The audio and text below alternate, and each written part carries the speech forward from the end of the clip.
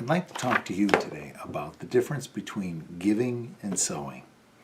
There's a lot of discussion about sowing into the kingdom and sowing into ministries and this and that. And so I thought I'd give you the scriptures that relate to these and show you that they are in fact two different things. First, let's look at sowing. The word seed, which is what you sow, is used 279 times in the Bible and is most commonly referred to food and children. For example, Genesis 1:29, and God said, "Behold, I have given you every herb-bearing seed which is on the face of the earth, and every tree in which there is fruit of the tree yielding seed." As far as children, Genesis 4:25, and Adam knew his wife again, and she bore a son, and his name was Seth. For God said, "She has appointed me another seed instead of Abel, who Cain slew." So clearly we can see that seed is definitely food, and it's definitely children. And the process of sowing. Now, this is clear. When you sow your seed in your ground. It grows into your tree and produces more of your fruit. You always have possession of your seed. You're not giving away your seed. You're putting your seed in your ground. So it's a process of creating more seed, but it's always holding it. Sowing is where you retain ownership the entire time of the seed. Giving, however, is when you give it away. So let's look at what good ground is. Have you ever had somebody tell you that they were good ground and that, what is good ground? Good ground is the environment that seed flourishes in. So if I take apple seeds and I put them in the dirt and I water them and they grow, that was good ground. And if it's well fertilized and well watered, I might get a tremendous crop. That'd be, say, great ground. However, if I put that in, say, my wife, I'm not going to get an apple tree. So clearly, if I put it on sand or concrete, that's not good ground. So there is definitely a ground that the seed prefers and grows best in.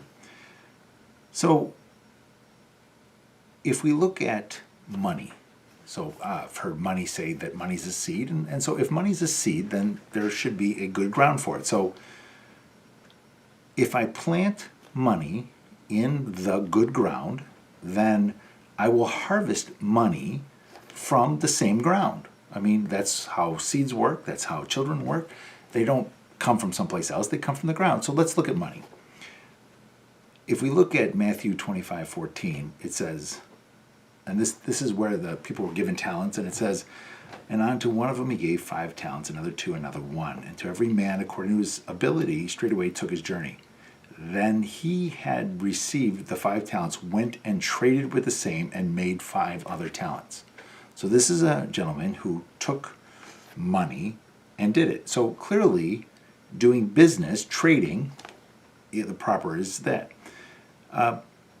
If I go to Walmart and I give them money for groceries, and they give me groceries, I'm not sowing, I'm buying. So we have to be very clear. Now, if somebody tells you that their ministry is a good place to sow your seed, let me ask you something.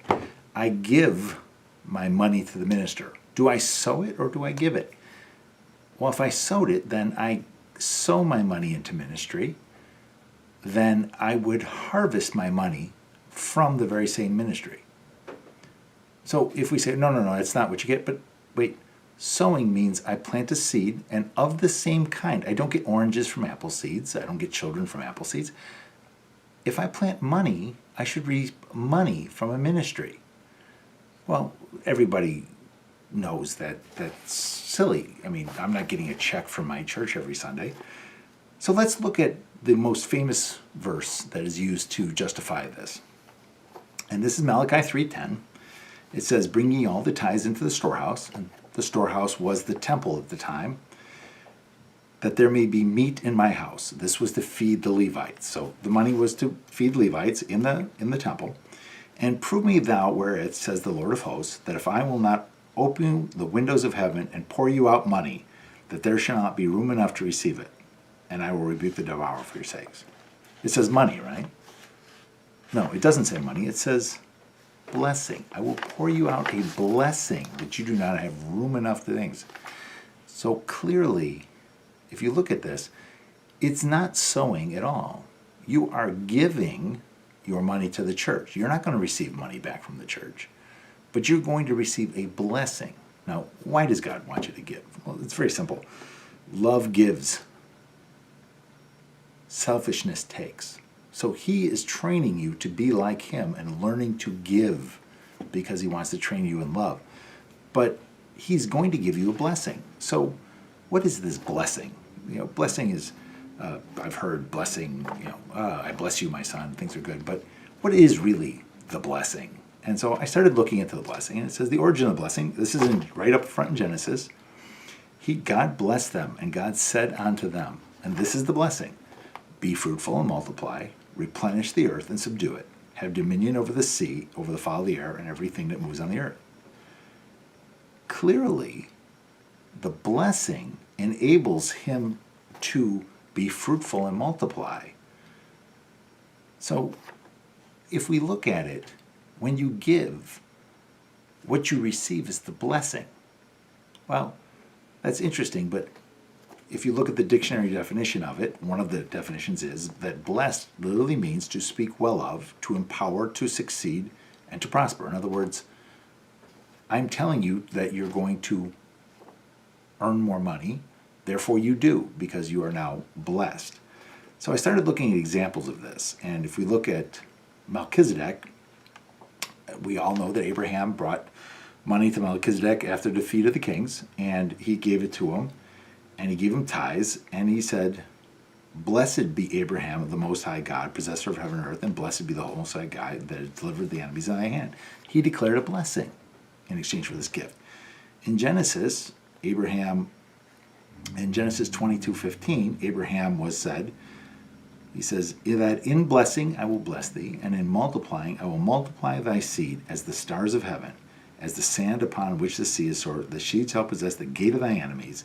The seed shall be, all the nations shall be blessed, because you have obeyed my voice. So again, the blessing. Now, Abraham passed his blessing to Isaac, and then Isaac went. And so I said, well, that's very interesting. Well, if you look at blessing, if you actually look at it, blessing is a thing. It's not a vague statement. It's an actual thing, because if you look at when Esau and Jacob were there, Jacob stole the blessing. And after Jacob had disguised himself as his brother and taken the blessing that his father had given him, he came to his father, Esau did, and he said, bless me, my father. My brother came with subtlety and is taken away. And he said, have you but one blessing, my father? Bless me even so. And what he did is he gave him a blessing, but it was less. He says, by your sword you shall live, you shall serve thy brother. So it wasn't the same level of blessing that his brother got. And he was so mad, he was going to kill his brother because he took his blessing. So blessing is clearly something. Now, if you look at Jesus feeding the 5,000s and you look through all the accounts, you'll find one of them that it said in Mark 6:41, he'd taken the loaves, he looked up to heaven, and he blessed and broke the loaves. So he fed the 5,000 with the blessing. So I was curious about this blessing, and I talked to the Lord about it, and I said, I don't understand blessing. How does it work, this and that? And he told me, he told me to command the blessing. And I'd never read that in the Bible. I dug around and looked at it, and I saw a book on my bookshelf from Kenneth Copeland called The Blessing in big capital letters. And so I looked it up. And then I started looking for scriptures that said this. And what you see is in Corinthians, it says, 1 Corinthians 14:16, else when you bless with the Spirit, you look at Romans, it says, bless them that persecute you, bless and curse not. Paul's blessing the partner. This is Philippians 4:19. Everybody knows this one. But I have and I bow, receive from Epaphroditus the things that were sent from you in order of sweet things. But my God shall supply all your things. This is a blessing. So, conclusion, what we've seen is that Sowing and reaping is not how the kingdom works for the Christian. But the blessing is what maketh rich and adds no sorrow.